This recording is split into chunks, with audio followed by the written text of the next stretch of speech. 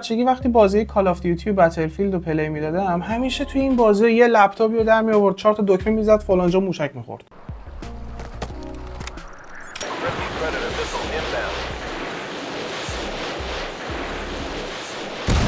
جیتک کاس 120 کی یه لپتاپ فوق نظامی هستش که هم تو کار صنعتی استفاده میشه هم تو کار نظامی. حالا چرا این هی نظامی رو تکرار میکنم؟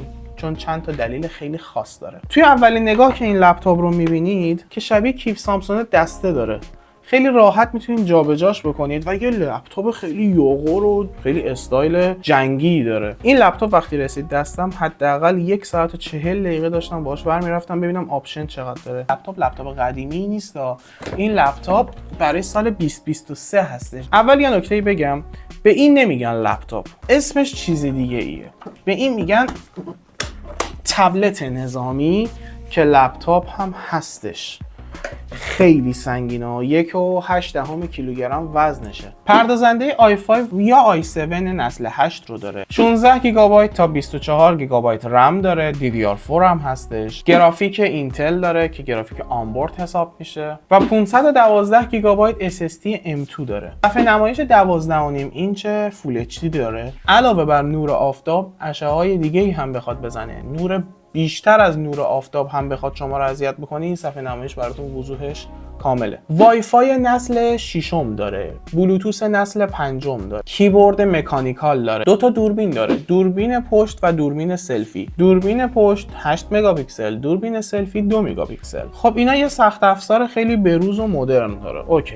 حالا کجاش بخش نظامیشه یا کجاش بخش صنعتیش حساب میشه؟ چندین پورت یا درگاه مختلف داره. 3 برابر یه لپتاپ فوق حرفه‌ای درگاه داره. 2 تا درگاه کام داره، 4 تا درگاه USB داره، 2 تا درگاه HDMI داره، 2 تا درگاه VGA داره، درگاه سیم کارت داره، یعنی سیم کارت هم میخوره. درگاه جک 3.5 میلیمتری برای هدفون و هدست و میکروفون داره. درگاه تایپ C داره. آپشن بعدیش خیلی باحال‌تر هست. درگاه‌هاش در پوش دارن، با اینکه این لپتاپ ضد آب، ضد ضربه، ضد پاشش آب، ضد نوسانات برق، ضد شوک الکتریکی، ارتفاع بالای 6 فوت هم تحمل میکنه. درگاهاش هم در پوش داره که یه موقع گرد و غبار واردش نشه. عمر درگاهایی که اینا دارن 10 برابر درگاههای لپتاپ‌های معمولیه.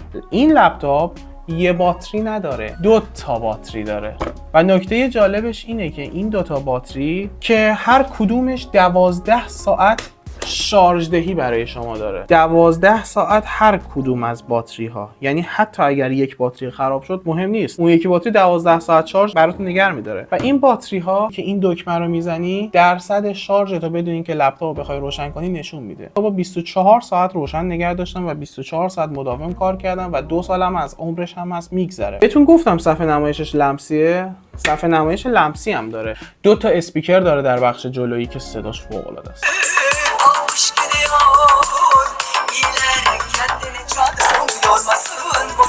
این لپتاپ به درد چه کسایی میخوره؟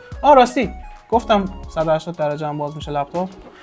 این لپتاپ به درد چه کسایی میخوره؟ به درد افرادی که کارخونه دارن میخوره، به درد افرادی که تو سایت های سازمانی خیلی خاص مثل ساختمانی، بخش حیاتی یا نظامی یا بخش امنیتی خیلی مناسبه. من میگم این حتی به درد خونه هم میخوره. خلاصه بگم، میخوای یه لپتاپی داشته باشید که تا 40 سال بعدم همین لپتاپ همینجوری بدون مشکل کار کنه، خراب نشه، این لپتاپ رو بهتون پیشنهاد میدم. من که خیلی خوشم آمد. یکی از بهترین آرزوهای من این بودش که یه همچین لپتاپی رو بررسی کنم و تست کنم و ببینم به چه شکلی هستش. حس خیلی خوبی داشت. کار کردن باهاش خیلی لذت بخشه. اگر سوالی داشتید در این زمینه یا در زمینه‌های مختلف تکنولوژی، خوشحال میشم که با من در میون بذارید. من شهریارم و اینجا در رابطه با تکنولوژی صحبت میکنم.